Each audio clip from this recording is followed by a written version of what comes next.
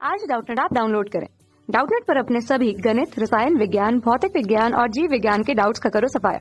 बस प्रश्न की फोटो खींचो, एक ही प्रश्न को क्रॉप करो और तुरंत वीडियो सोल्यूशन पाओ। अभी डाउनलोड करें। प्रश्न हमें दिया हुआ है कि एक आदर्श प्रशीतित्र है, उसके अंदर का ताप हमें 277 केल्विन दिया हुआ है, जहां बाहर वातावरण का ताप 300 केल्विन हमें दिया हुआ है। जहां प्रशीतित्र का कार्य गुणांक हमें ज्ञात करना है और बोला जा रहा है कि यदि प्रशीतित्र द्वारा प्रति सेकंड 4 जूल ऊष्मा व्यय होती है या उपयोग की जाती है, तो बताओ कि प्रति सेकंड कितनी ऊष्मा वह बाहर निष्कासित करेगा वातावरण पे। तो ये हमें ज्ञात करना है इस प्रश्न में। इसके लिए आदर्श प्रशीतित्र तो हमने बना लिया, ठीक है। इसमें अंदर का ताप बोला जा रहा है, तो अंदर का ताप हमने इसे मान लीजिए T2 लेके रखा हुआ है। ये हमें कितना दिया हुआ है, T2 का मान हमें दिया हुआ है 277 केल्विन के रूप में। इसी तरह बोला जा रहा है कि वातावरण का ताप या बाह्य वातावरण का ताप T1 के रूप में, T1 के मान हमें कितना दिए हुए हैं 300 केल्विन के रूप में, ठीक है। तो क्या होता है, वो अंदर का ताप जो है या वस्तु जो है उसमें से ऊष्मा बाहर निकाल करके, ऊष्मा का परिमाण यदि हमने Q2 के रूप में लिया हुआ है, ये उपयोग करता है ये रेफ्रिजरेटर या आदर्श रेफ्रिजरेटर, और उसे इस बदले यदि कार्य दिया जाता है W के रूप में, तो उस कार्य का उपयोग करके वह उला करके Q1 ऊष्मा बाहर विक्षेपित करता है या वातावरण को प्रदान करता है। ये आदर्श रेफ्रिजरेटर के लिए उसकी संरचना हो गई है। बोला जा रहा है कार्य गुणांक यदि हमें ज्ञात करना है तो उसका सूत्र क्या होता है। किसी आदर्श प्रशीतित्र के लिए उसका सूत्र होगा कार्य गुणांक के रूप में। कार्य गुणांक किससे व्यक्त करते हैं, बीटा से व्यक्त किया जाता है इसे। इसका मान क्या होगा, इसका मान होता है वहां पर निकाली गई ऊष्मा या सिंक से या किसी वस्तु से निकाली गई ऊष्मा जिसे हमने Q2 से प्रस्तुत कर रखा है, और उसे दिया गया कार्य या उसे हमने कितना कार्य दिया इसके बदले, ठीक है। ये होता है कार्य गुणांक का मान किसी भी रेफ्रिजरेटर के लिए। यदि आदर्श रेफ्रिजरेटर की बात की जा रही है तो उसका मान होगा Q1 बटे Q2 का मान यहाँ पर बराबर होगा T1 बटे T2 के, ठीक है। तो देखिए इसे बीटा को क्या लिखा जा सकता है, बीटा को लिखा जा सकता है Q2 बटे यहाँ पर हम उसे लिख सकते हैं Q1 ऋण Q2 के रूप में। अब इसी मान को आदर्श प्रशीतित्र के लिए रखें तो बीटा का मान कितना होगा, इसका मान होगा T2 बटे T1 ऋण T2 के रूप में, ठीक है। ये तो हमें मिला। पहले हम क्या करते हैं, हम कार्य गुणा का मान निकाल लेते हैं क्योंकि तापमान हमें पता है।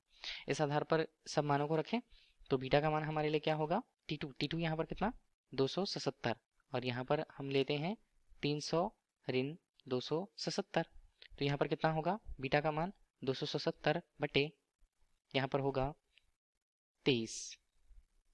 कार्य गुणांक का मान हमारे पास कितना आता है, इसका मान आता है 12.04 के रूप में। ये हमें उस आदर्श रेफ्रिजरेटर के लिए उसके कार्य गुणांक को प्रदर्शित करता है। प्रश्न में आगे कहा गया कि यहाँ प्रशीतित्र द्वारा प्रति सेकंड 40 जूल ऊष्मा व्यय होती है। तो यहाँ पर हमें बताना है कि प्रति सेकंड वो कितनी ऊष्मा वहां से निष्कासित करेगा। तो इसका मान हमें निकालना है। कार्य का मान हमें दिया हुआ है 40 जूल, किसमें, प्रति सेकंड के रूप में। तो हम इसे क्या लिखें, 40 वॉट लिख सकते हैं क्या, इसे हम 40 वॉट भी लिख सकते हैं। तो ये इतना कार्य वो उपयोग करता है ये आदर्श रेफ्रिजरेटर। तब हमें निकालना है कि ऊष्मा का परिमाण कितना होगा। देखिए हमने कार्य गुणांक के सूत्र से ये जान लिया था बीटा का मान कितना होता है। बीटा का मान यहाँ पर होता है Q2 बटे यहाँ पर W के रूप में, ठीक है। तो हमें उस ऊष्मा को निकालना होगा जो वो वहाँ वस्तु से निकाल पाती है, वो आदर्श रेफ्रिजरेटर। Q2 का मान हमें निकालना है, इसका मान होगा बीटा गुणा यहाँ पर W के रूप में। बीटा का मान कितना 12.04, और W का मान हमें कितना दिया हुआ है 40 यहाँ पर वॉट के रूप में। तो Q2 का मान अभी हमें वॉट या जूल प्रति सेकंड पर ही मिलेगा। तो इसका मान हमें मिलता है 481.6 किस पे, जूल प्रति सेकंड पर हम इसे लिख सकते हैं, या हम सीधे सीधे इसे वॉट भी कह सकते हैं। अब ये ऊष्मा तो हुई कि उसे वस्तु से निकाला गया था या प्रशीतित्र के अंदर से जो ऊष्मा निकाली गई थी। तो बाहर निष्कासित की गई ऊष्मा यदि हमें निकालनी है, मतलब Q1 का परिमाण हमें निकालना है, तो Q1 यहाँ पर कितना होगा, Q1 का मान यहाँ पर होगा यहाँ पर W धन Q2 के बराबर। देखिए Q2 तो ऊष्मा थी और हमने कार्य दिया, तब हमें जाके Q1 ऊष्मा वहां से हम निष्कासित कर पाए। तो W का मान हमारे पास कितना, W का मान हमें 40 दिया हुआ है, Q2 का मान हमने अभी निकाला 481.6 के रूप में। इसे हम आगे हल करते हैं तो Q1 का परिमाण हमें कितना मिलता है 521.6 के रूप में। ये किस में होगा, ये भी जूल प्रति सेकंड पर होगा, चाहे तो हम इसे वॉट भी लिख सकते हैं। तो हमें यही प्रश्न में पूछा गया था कि उस निष्कासित की गई ऊष्मा जो वातावरण में पूर्ण रूप से निष्कासित की जाती है उसका परिमाण कितना होगा। तो उसका परिमाण हमें मिला 521.6 जूल प्रति सेकंड के रूप में।